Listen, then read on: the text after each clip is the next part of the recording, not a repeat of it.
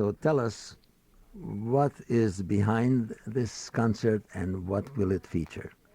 Well, as you so rightly put it, Lotte Lehmann was my teacher and my mentor, and 25 years ago she passed. And this concert tour, which this is the last of the concerts that we've done for this Lotte Lehmann tribute, is in her honor, to sort of give her homage to the wonderful things that she taught me.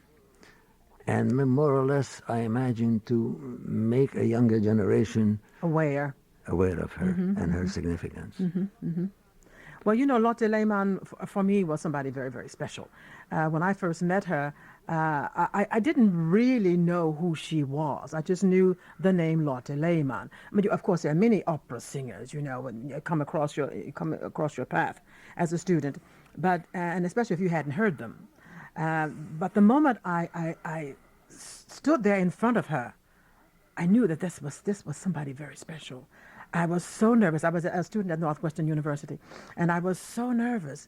But she, not that she was unkind or anything, but I just knew I was in the presence of something very special, of greatness. And the moment she began to teach us the art of interpretation, I was more than sure that this is the person that I've been looking for. And to hear how she explained the songs, how she got so enthusiastic about the poetry, how she would paint a picture.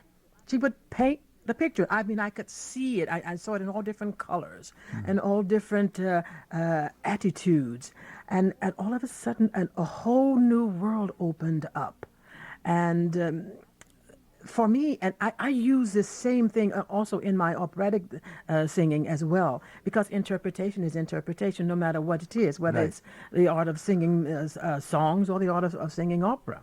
But for her to involve the young students in German literature was something very extraordinary. Yes.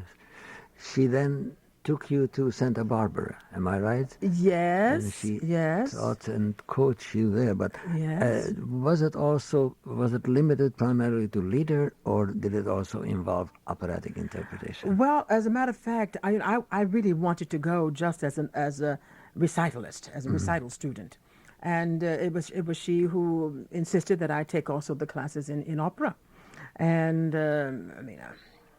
I went there, you know, kicking and screaming. I didn't really want to take part in those lessons. But then I found out that, this is for me. I like this. But that was not easy, because it took me about 6 months or so before I was able to get outside of myself in order to go. You cannot sing opera being an introvert. I mean, you just cannot. No. And so she was able to open up this little grace. Well, I am amazed to hear that, because looking at you now and remembering you on stage, I find it almost inconceivable that this young girl did not have already inwardly the making of the great stage personality to become. You know, it might have been there, but it was not readily seen. Now, so for someone with Lotte Lehmann's experience, perhaps she knew it. Perhaps she knew that there was something there lying dormant and which just needed tapping. But it took me. I would say you needed a chisel, because 6 months of torture. Literal torture to get the opera singer out of me. Really was not easy. Before we go any further, I think we should begin with a recording of yours of Schubert's Die junge Nonne, which, as you tell me, was one of either her favorites, one of her many favorites, I imagine, or she particularly liked you. Yeah, you singing. Well, first of all, it was one of her favorites, and then secondly, she also particularly liked it in my voice. This the junge Nonne. Yes. Yeah. That was Die junge Nonne, sung by my guest, Grace Bumbry, and in remembrance of her teacher and mentor, Lotte Lehmann. And another great Schubert song was the Doppelgänger, which very often is sung by men. Yes. And it's rare, although, of course, I know that Lotte Lehmann did a lot of Schubert songs and Yes. Brahms songs normally intended for male singers. That's true. But she did them. That's true. And obviously she encouraged you. Well, I didn't do a lot of male songs. I mean, for instance, I've not yet done the Schöne Müllerin. Yeah. No, that's not. Or That's the not Dich for der you. Liebe. Right. But I've sung some songs from those cycles.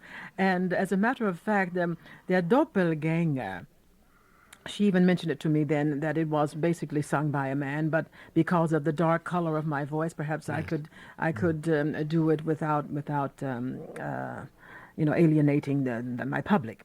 And sure enough, I must say I have had wonderful success with that, even in the land of Schubert, Yes. and I guess it's all due to interpretation. I think we've gotten past this thing of gender, but back in those days, in the 60s and early 70s, we had to be careful. But it's one of those songs that, because it's written so low, that a darker sounding voice can easily interpret it. Yeah. Right.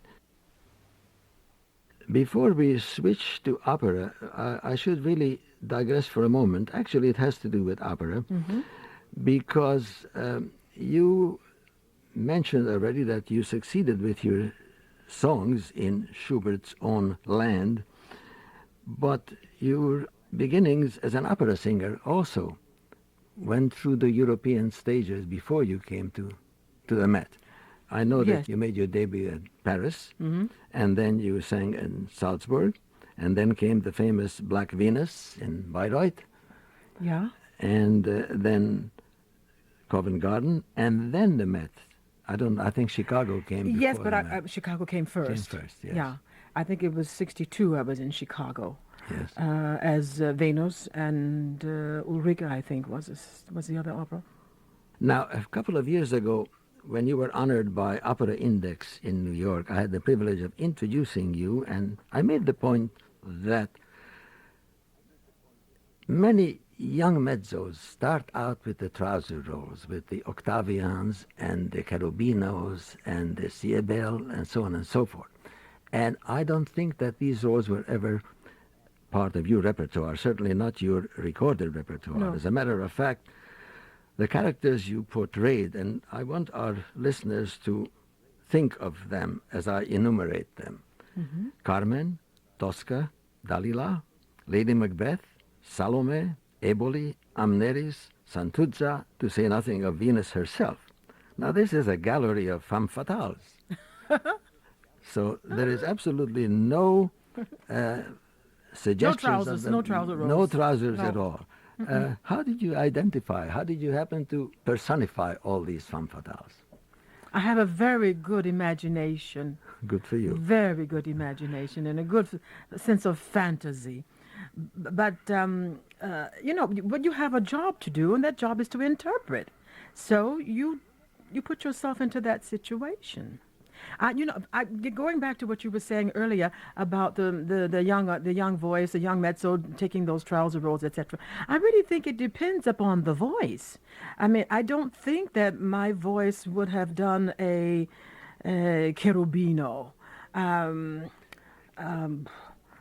I guess I could have done Octavian, yes, but that wasn't presented to me. And I guess opera house managers saw a different character there than what was given the usual young singer. Yes. Well, it had to be kind of an awareness of ultra femininity that came out somehow. Maybe. I'm glad to hear you say that. Thank you. It's pretty obvious. Anyone who has seen you. Now, why don't we play your Met debut role of Eboli? Have you any remembrances or connections with your Met debut and how it came about and what did Eboli mean to you? as a person? How as it came his about? music? I couldn't tell you that, except Mr. Because of the Bing. European successes, I Yes, imagine. yes, of course, a that culmination makes of those sense. things. Yes. What I do remember is it was the first time that the Pope came to America on the day of that performance, and there were nuns lining the streets.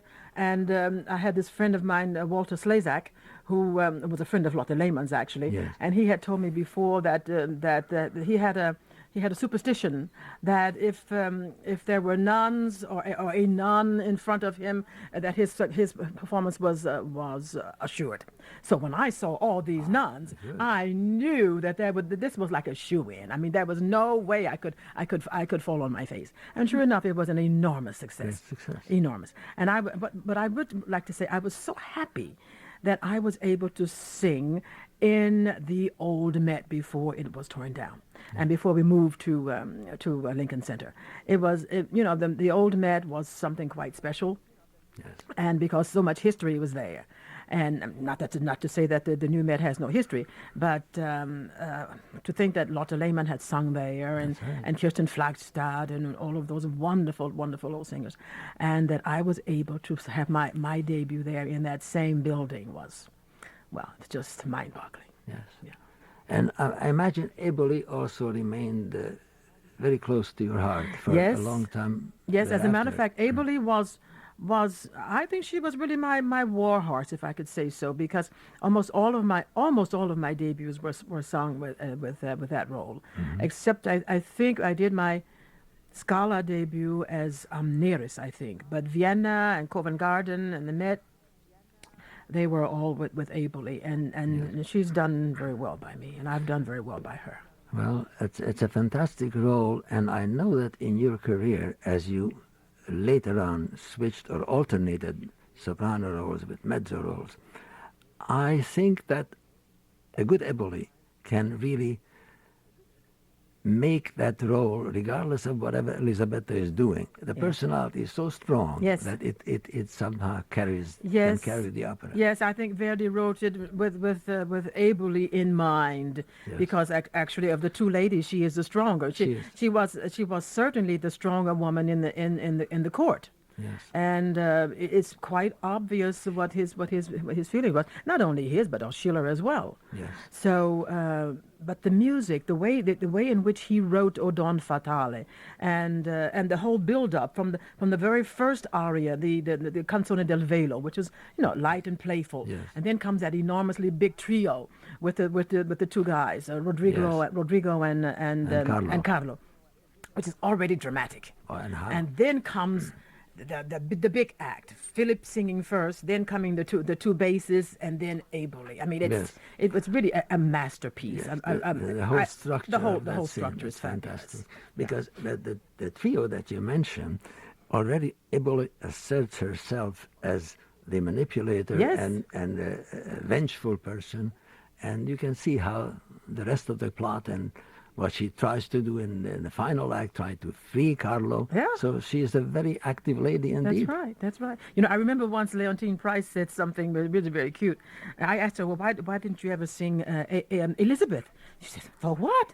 For what? The evening is Abely's. I mean, the opera can That's just the stop point. there after O Don That's the point. Fatale. Well, I agree with her there. But even though there's a fabulous aria that Elizabeth sings, the Tutte le vanità, all that is really absolutely gorgeous. It's a 10-minute aria. Yeah. You don't want to pass that up. My guest is Grace Bumbry, and we are going to be returning in a moment. I'm talking with Grace Bumbry, and I'm certainly enjoying talking with her, as I do all the time. But we are now doing a kind of a reminiscence of her career, and we already heard her mention Eboli as one of her favorite parts, and I already added a few more that she did, and among them Salome, Amneris, Santuzza. And when I talk about roles like Carmen and Santuzza, these are somewhere in the middle between the soprano and the mezzo range, and I know that somewhere along the line you were attracted to the soprano roles, and you did. You did Tosca, Yeah. fabulous, very Yeah. exciting Tosca. You even did Norma, Mm-hmm.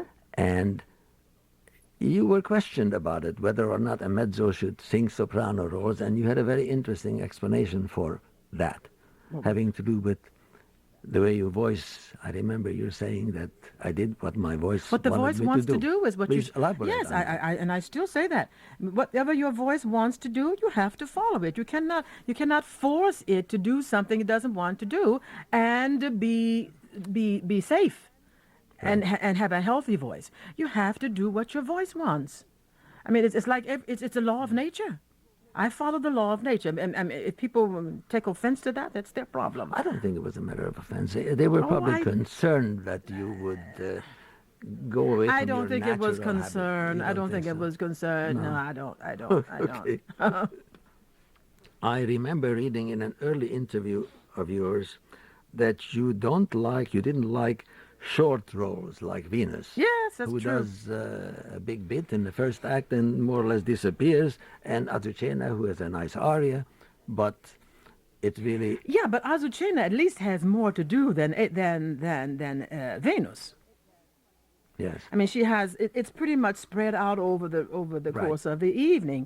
But for that, I mean, for that reason, I chose also to sing Elizabeth, and I've done both Elizabeth and Venus in one evening, and that makes it very interesting I because should you say. see then two sides of a woman. You see, and it's been really an extremely successful kind of venture to do those two, and it makes the evening more interesting for the singer. Yes. If it had been possible musically, would you have done Norma and Adalgisa on the same evening? It's not possible. I Well, know. it's not possible. No, no. But had it, yeah, if it were necessary, yes. Because you. I did the Trojans in the same Yeah, evening. I was going to say that. You did Cassandra and Didon, Yeah. and that was in France, am I Yes, right? at the Yeah, Bastille. At the Bastille. You are obviously drawn to exceptional challenges. Well, I must say, for that particular instance, it was my colleague Shirley Verret who had to do a concert. I think, at La Scala, and she and I had been doing those performances in Paris, and in order for her to keep from getting into difficulties, let's put it that way, I said, okay, I'll sing both parts, and it's no problem. You'd go ahead and do your performance at La Scala, and I'll manage. 5 hours of singing those two roles was not easy, but the role of Dido is far more beautiful than Cassandra. Yes. Far more beautiful, much more human. And once Cassandra has done her music, then you have the rest of the evening Yes. to kind of sit back and enjoy yourself. Yes. You have also added very interesting out of the mainstream roles to your repertoire, like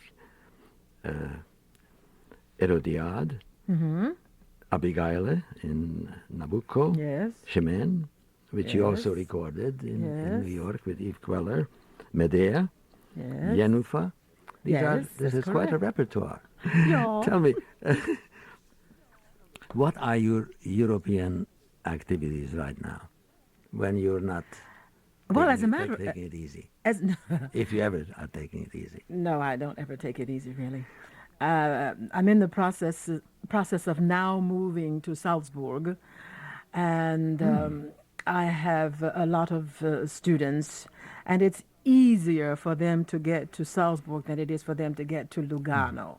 Even though Lugano is very beautiful and its weather is nicer than Salzburg's weather is. Less rain. Yeah, yeah. But I rather like cold weather anyway. Maybe because I was born in January. I don't know, but anyway, I'm looking forward to it. And then I have also I practice. I keep my voice in order, in good shape, and I have concerts to do. I have a concert upcoming with the Concertgebouw in August. I have before that I have another recital in Vienna, another one in London. I give a master class in London. I give also a master class in Montreal. I do next year Herodiade in Vienna Staatsoper. Then I have to do also something else that same year. Oh yeah, a tour with the London Royal Philharmonic, and so it's not exactly sitting That's home a twiddling my busy, thumbs. busy schedule. Yeah. My goodness, that's wonderful. Take a look at the operatic scene, specifically the American opera scene, in which you are a rare participant. What do you see? What do you think of the singers today, their preparation, their goals, their achievements? Yeah, well, as you say, I'm a rare participant in the scene here, but and I don't go to the opera a lot, but I get a lot of feedback from all sides. Why are there so few fine singers? Why are there so few black singers at the Met?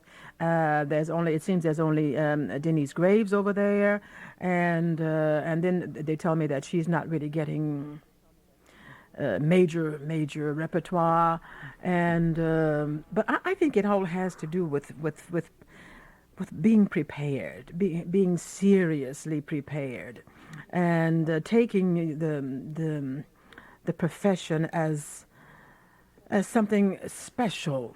You know, there are some of us who are just been given lovely voices, and we go and do a job. And then there are those of us who are dedicated to singing. And I think that this dedication somehow has been lost. And now what the reason is, I cannot tell you. I just really don't know, except for the fact that, we live in very fast-moving times. That's true. And I think that they don't want to wait for this recognition or the financial gains that will eventually come. They want it now. Well, I heard that voiced by several of your colleagues, but you are also doing teaching and master classes in Europe. Do you find this want of dedication as you look around the young singers in Europe? Or is it a matter of getting lost between management and agencies and so on and so forth? Where does the blame lie? Well, of course, there is a big problem because there are so many music schools. There are so many young people being released from the music schools. They graduate from the music schools, and opera houses are shutting down. So where do they go? The choruses and opera houses have become fabulous because you have these wonderfully trained voices in chorus. Yes. It's a bit like being between a rock and a hard place for a young singer today. I have to, with due respect, I have to make a kind of an amendment to Miss Denyce Graves' Metropolitan Opera exposure. She did a lot of Carmens and she did Dalilas, which are major roles. Yes, but I'm speaking about now. Actually, I wasn't really referring to her. I was speaking just about the fact that you cannot tell me that there's only one black singer in all of the United States who is worthy of singing at the Metropolitan. I mean, I can't believe that. I know too many fine singers, fine black singers, who really deserve to have that chance. So, what's the reason? What's the reason why they're not here? Well, I'm very glad that this cause has such an eloquent partisan and speaker on its behalf. How do you find the European scene as compared to, I don't mean vis-a-vis black singers, but in general, singers' ambitions and how they can achieve these ambitions? Well, I still must say that the American singers are the better trained. They still are, musically. Now, whether they are all vocally as well trained as they are musically trained is something else to be spoken about. I think a lot of them feel that that a singer can be made. A voice can be made. Of course, a voice can be made, but how long will you be able to sing with it? There are so many rules of singing that they have to abide by. Just as we, people say, well, but Grace, you have a natural voice. Well, what's that mean, a natural voice? What does that mean? Fine, I follow the rules of of nature, the laws of nature. Whatever my voice wants to do is how I use it. But I take that wonderful talent that was given to me, and I make a skill from all of those things that I have studied. I studied my voice. I studied my nature. I studied the physiognomy of the body, all those things that go to make me be a fine singer. Now, this is what I try to also to bring to the attention of my students, that it is not just what's here in your throat; it's the entire body. Your body is your instrument, and you have to treat it well in order for it to come out with a beautiful sound all the time. Of course, once or twice you might not sing as well as you did at another time, but you are a human being. But 99% of the time, you can be sure that you will sing very, very well and perform on your level. Thank you, Grace, for your wisdom and wonderful insights. But we need an exciting ending for our program, and we have to go back to music. And we go back to Lady Macbeth's aria from the first act of Verdi's Macbeth. But he does win the war. So, Can't have everything. and it's wonderful, wonderful opera that was broadcast recently. He's also been heard this year on broadcasts, on the broadcast of Don Carlo and on many other broadcasts in the past. Today we're going to talk about how you became the great artist that you are and what it is to live the life of a major opera singer today in this age of huge productions, constant air travel, media of every kind. And we're going to start with a question from Bruce Boyce of Haddonfield, New Jersey, who listens to us on WRTI in Philadelphia. He says, I am sure there were many factors that helped form your voice, particularly your choice of vocal teachers. But I wonder, as you were developing your talent, what past singer possessed for you the ideal voice? In other words, who did you really love when you were very young and you were listening to records and thinking of becoming a singer? Sam. Well, I would have to say Ezio Pinza for myself. This is a voice that I was introduced to. I went to college with the idea of studying music in the beginning, but I'm from a small town in western Kansas. I didn't know what opera was. And so my voice teacher in my first year in college had me working on an aria from Marriage of Figaro, Non più andrai, and suggested that I listen to it. And so I went out to a record store and found an old LP of Ezio Pinza singing arias. So that's a voice, I mean, that's what first drew me to opera. So I would have to say that his voice probably had the tenor. great... You're a tenor. Why would you look at that? Yeah. Well, I know. All that, these years I've been telling you, you're a tenor. As you can see, Denyce, Sam, and Neil know each other well and are very good friends. Actually, one of the things that I love, Sam, is that sometimes on New Year's Eve and things like that, you sing Some Enchanted Evening, which is, you sing so fabulously. And I've always dreamt of you doing a production of South Pacific, but that's another subject. Neil, was there anyone particular that you listened to that affected you? You know, that there's really three that come immediately to my mind, and I've had more time to think about it, so I came up with three. U.C. Bjorling, Franco Corelli, and Richard Tucker are really three voices that, I mean, Franco Corelli had a voice, a very sexual, animalistic voice, visceral sound, and U.C. Bjorling had the most beautiful timbre, really, for me ever, with unbelievable control of piani and forte. And Richard Tucker had an incredible soul and an incredible way of expressing a character on stage. All very, very moving. I mean, there's been wonderful, great singers. Of course, but those were the three Yeah, that they you really stick out particularly for me listened to. as tenors, for tenors. What about you, Denyce? I'd have to say Leontine Price and Franco Corelli, the two that have made the most, that had the greatest impression. Now that's in my musical fascinating. What about development. mezzos? I know. Well, there are lots. I know. Is she making an announcement that she's about to? Not at all. Not at all. It's too crowded over on that side of the stage.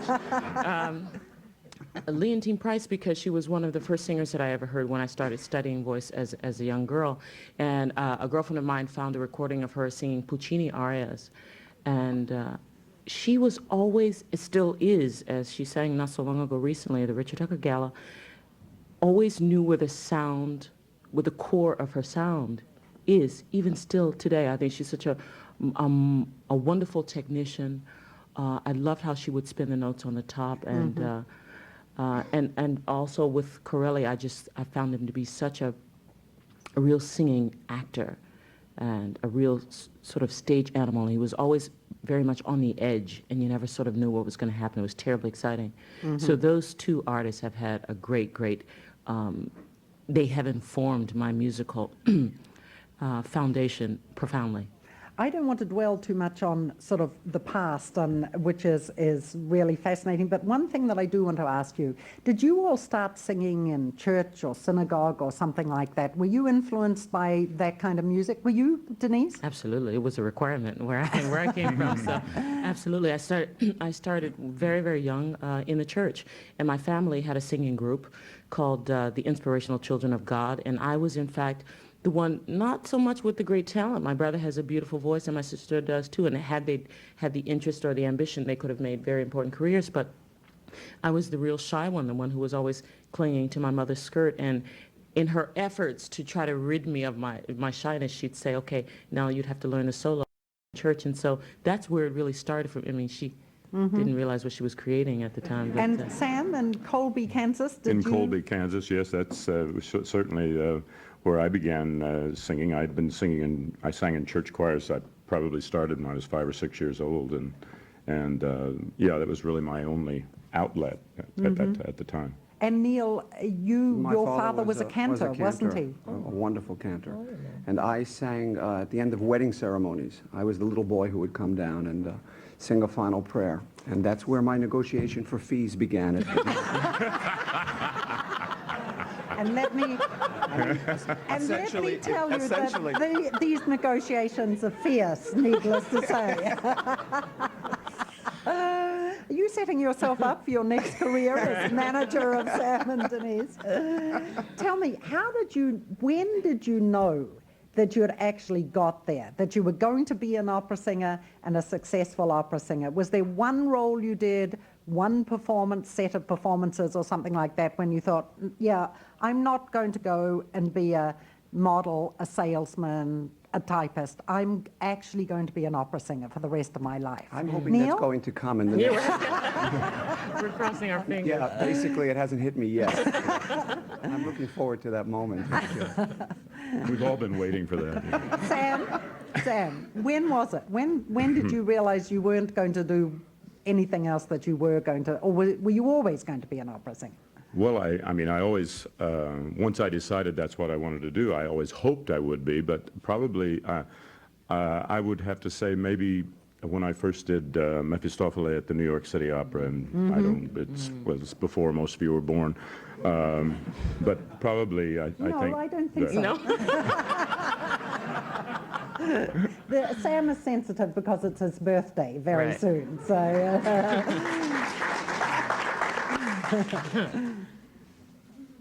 So it was Mephistopheles. I think so, yeah. That you realize. I And what think. about you, Denyce? It actually, for me, came quite early.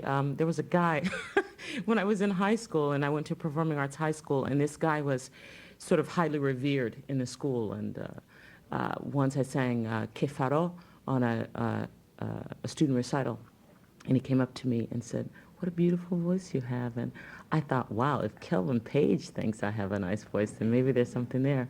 Kelvin So- Page, are you listening? Kelvin Page, yeah. That's fantastic. That's great. Now tell me about learning new roles. You're all three of you are so incredibly busy. You have absolutely amazingly big careers. I mean, we have contracts with you 2, 3, 4 years in advance, or if we don't actually have them, we're going to have You're them with promising you. that. Yeah. I'm waiting in And the at the mail. same time, you're all learning new roles. I mean, Sam and Neil both learnt Billy Budd in the last different roles, but Claggett and Veer in the last couple of years. Sam just learnt War and Peace in one of the most languages, Russian. Denyce just learnt Amneris, isn't that correct? Yes, but... How do you do this in the middle of your busy schedule? Do you set aside 2 months to do it? And how do you get inside a character that you've never done, Denyce? Well, we were talking about this just before we started, because Sam and I both have, after here, we have Bluebeard's Castle together in Hungarian, which is an impossible language to learn, my God. But luckily, unless you're doing it in Budapest, not many people will know if you're singing the wrong Yeah, we're words. counting on that. I certainly am. Yeah, right. Exactly. So how do you do it? Well, you know, it's true that as you're going on in the career, the amount of free time that you have is less and less and less when you get as busy as we are. But I really try to start from the beginning and not associate it with the music at all. If there's a novel, to first start reading that and reading about and finding out who the character is and exciting myself about who the character is, apart from learning the notes. For me, the learning the notes part is the last bit of the process. Then it's about hearing the music, away from the music, and then away from the actual vocal line, and then translating it and doing the whole IPA and all of that, and then at the very last learning the notes. And I try not, and each singer I think has to find their own survival system, but I try not to listen to other singers singing it until I feel that I have it under my belt first. How do you learn a new role, Neil? Do you have someone particular you work with? I work with a lot of different coaches. I basically consider myself unbelievably lazy, so that I work every single day around the performances. I don't work performance days, but I often have 3 days off between shows. And I consider it like going to the office. I go and I coach. Are some roles easier to learn? Was La Juive easier to learn than Billy the Budd, Billy for Budd? instance? You have to set your mind into a different kind of tonality and a different way of approaching a part. And I don't know. They're all for me, for those of you that are not quick studies, I'm your man, because everything takes me time. I devote sections when I have, for instance, I have a new production in 2006 in January in Europe of Idomeneo, and I will already start working on it in the summer of 2003. I've allotted the time with a coach so that I plan it. And in terms of development of a character, that really comes with reading, as you say, as Denyce says. And also the relationships in the rehearsal period are, for me, paramount. You've got the characters, and you've also got, hopefully, a very intelligent director. Yes. And this collaboration, because that's what it's all about, is collaboration. Yeah. It's not You must have found that, Sam, didn't you, with War and Peace, especially the collaboration of the director and even your Russian colleagues. Exactly, right. Must have been very helpful, having all those Russians around you, actually, when you were singing. But very frightening at the same time. Because you know they're sitting back there, he doesn't speak Russian, he doesn't. No, but they kept on telling me how well you were singing it, and then Valery Gergiev kept coming up to you in rehearsals and saying, Sam, you are too thin, you are too young, you are too good looking. So, we'd put on a few more pounds, we'd put on a bit more grey hair, and et cetera, et cetera. But it's been a great experience, I think. Tell me, how do you relax in this incredible life that the three of you do? I mean, I know Denyce was known to do kickboxing. How else do you relax, Denyce? I enjoy reading. I'm an avid reader, and it's quiet. It's something that, we spend so much time, in hotel rooms and in between rehearsals and on airplanes, and so I read quite a bit. And also I think that it enlarges my imagination. Yeah. Which I think it serves us in the career. That's great. So What do I you enjoy- do to relax, Sam?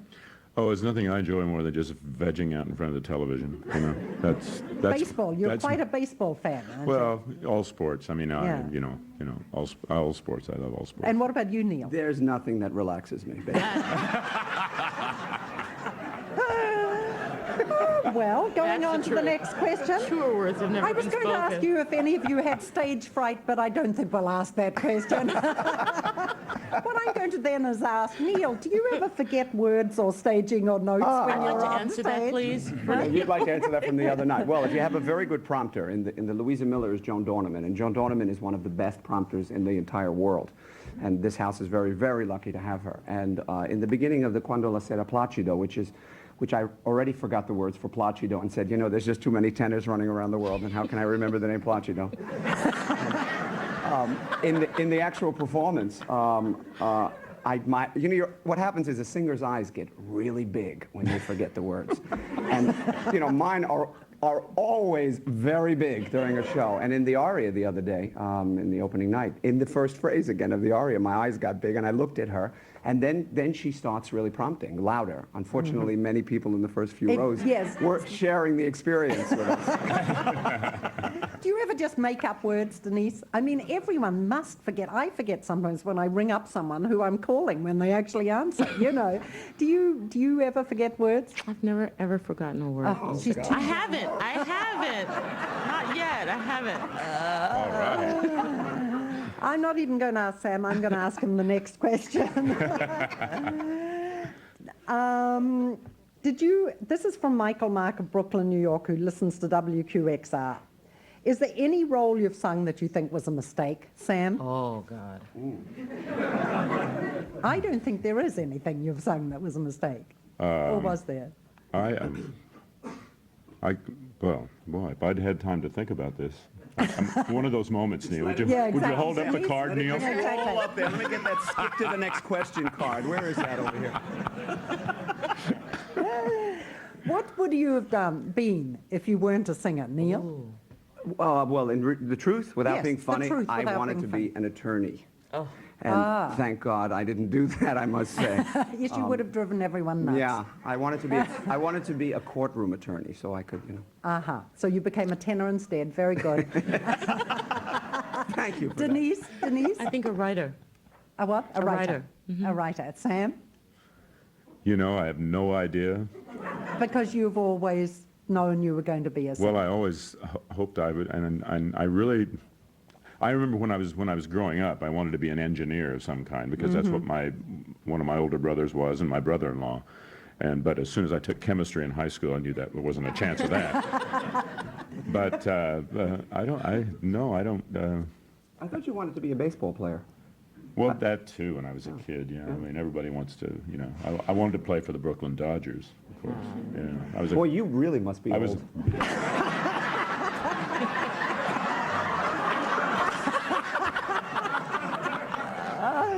Yes, I am, and Haven't you heard about aged wine being the best, Neil? Oh, unfortunately, we have to stop. I could go on for hours with these three wonderful people. However, we'll have to do it again. Thank you very much, Denyce Graves, Sam Ramey, and Neil Shicoff. This is Sarah Billinghurst returning you to Peter Allen in the Chevron. Rosalind Elias joined the Met roster in 1954. 4 years later, Mignon Dunn joined the company, followed in 1962 by Lili Chookasian. Among them, these remarkable and very affectionately remembered artists have appeared in over 1,600 Metropolitan Opera performances.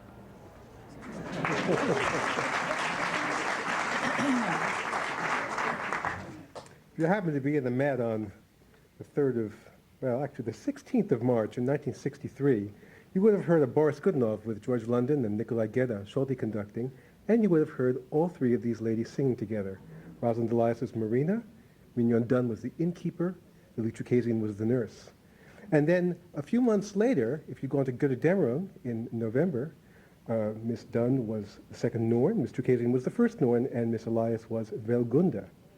Apart from that, they actually never all appeared together at one time, so I am thrilled to have them in one room. Thank you.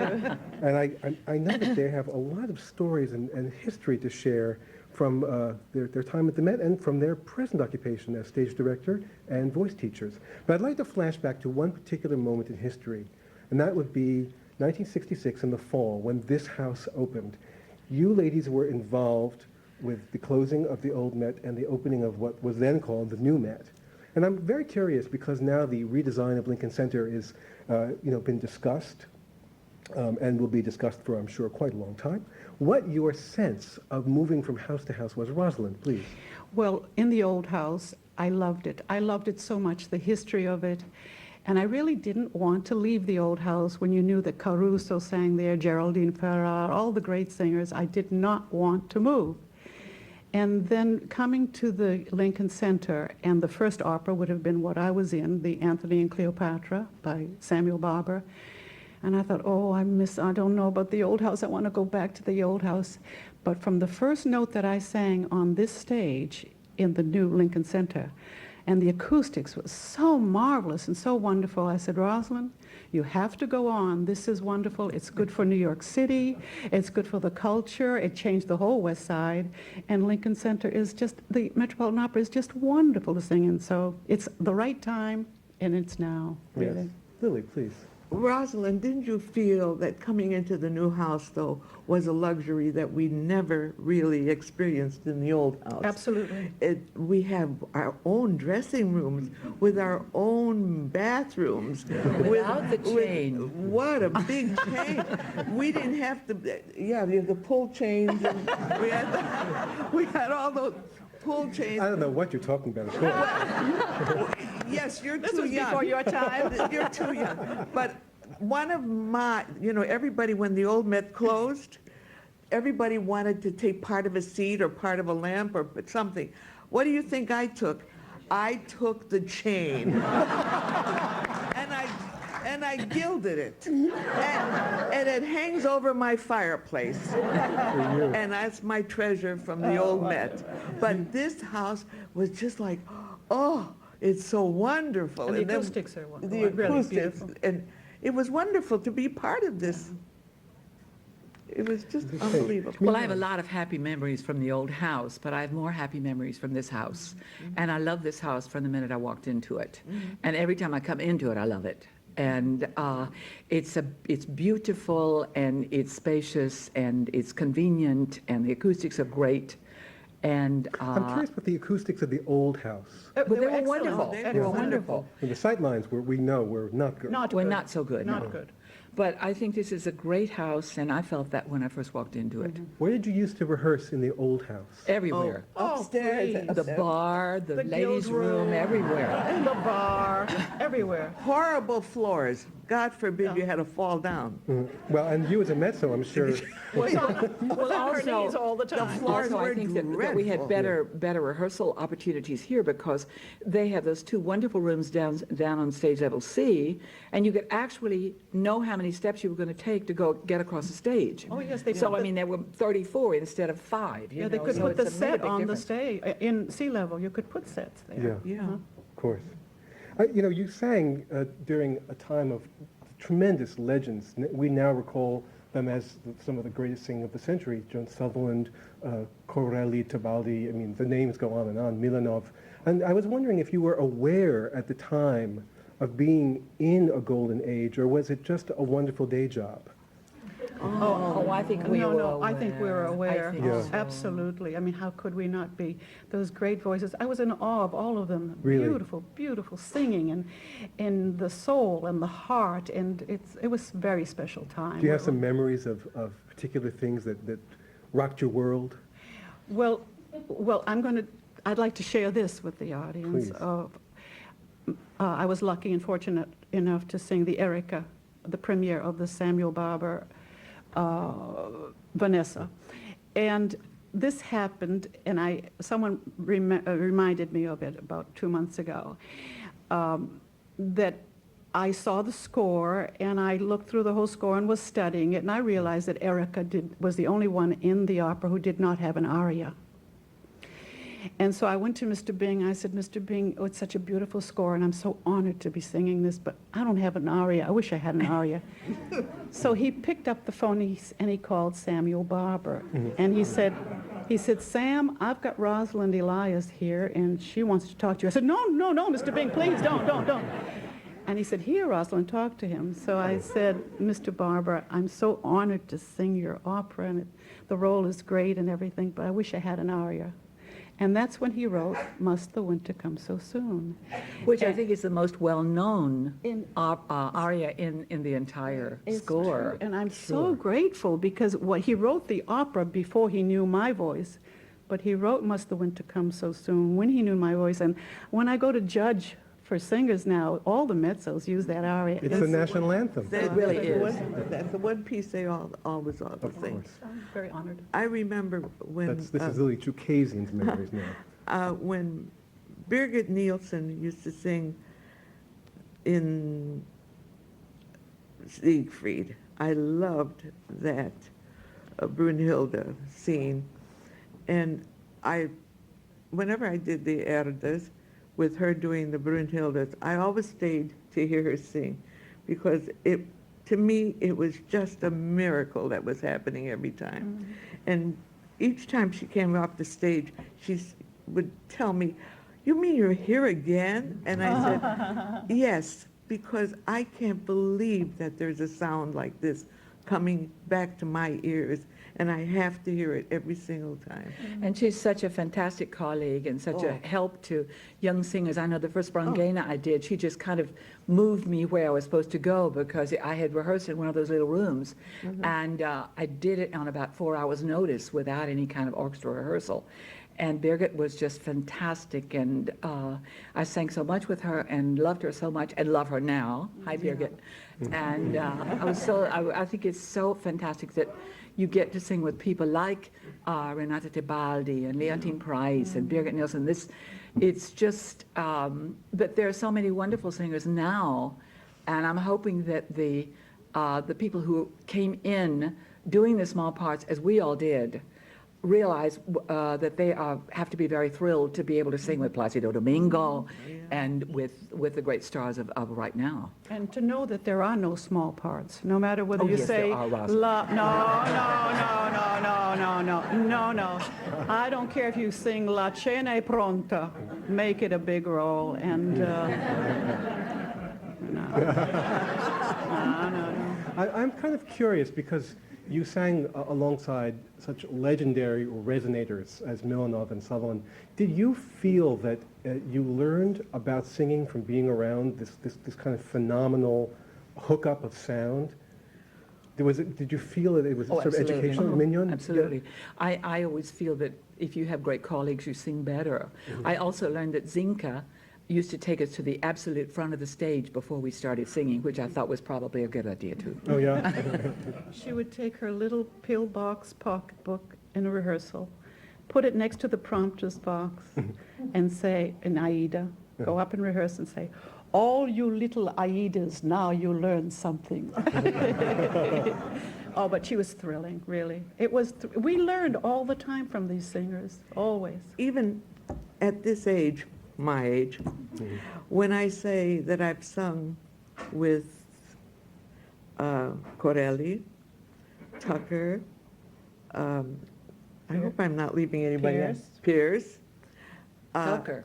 And then later now I did Ballo with Pavarotti, I've done with Domingo, and everybody said, "You mean you really sang next to them, sang with them?" Yes, and I'm proud of it. I'm very proud of it. Gets you a little respect from your students, Yes, I would but imagine. Lili, they sang with Lili Chookasian. Oh, now you don't have to.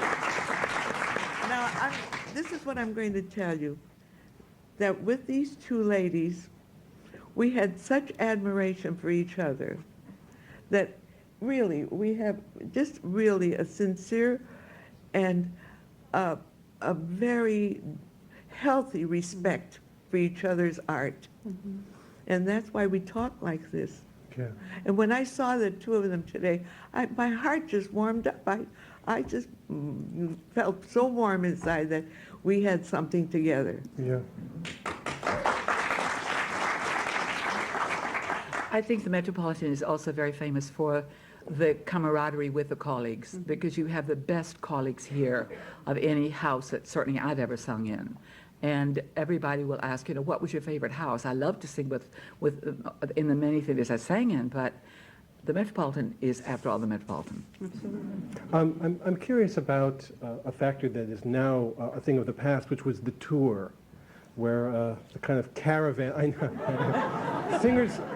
This is the kind of thing that singers love to talk about over lunch and then tend to clam up in front of the mic. But well, Roz and I were just talking about this, that we used to cover for each other all the time, because we would be maybe covering the same parts, but one would stay in New York and the other one would go, and then if anybody called for Rosalind, I would say, "Oh, she's out right now, and I'll have her call you right away." Or Roz would do the same for me. So then Roz would call and I'd say, "No, she's fine. Stay in New York. It's okay." Or she would do the same for me. Yeah, we were each very, other. very helpful to each other. All the time I'd say, "Mignon, don't come. I'm all right. I'm fine. Don't worry about it." really, Yes. But it was a kind of a caravan, was it not? Was it done by train at the beginning, right? It was wonderful. What was it like? The first time, beginning was by train. Yes. And they were even the nicer times, I Yeah, think. they were. Yeah. I think so, Because too. we'd all get into a compartment and drink and sing and have a great time.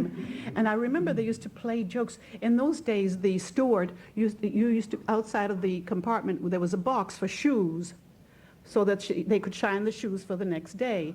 And we would go to Fausto Claver's box and switch his shoes to Kurt Baum's box and switch his shoes.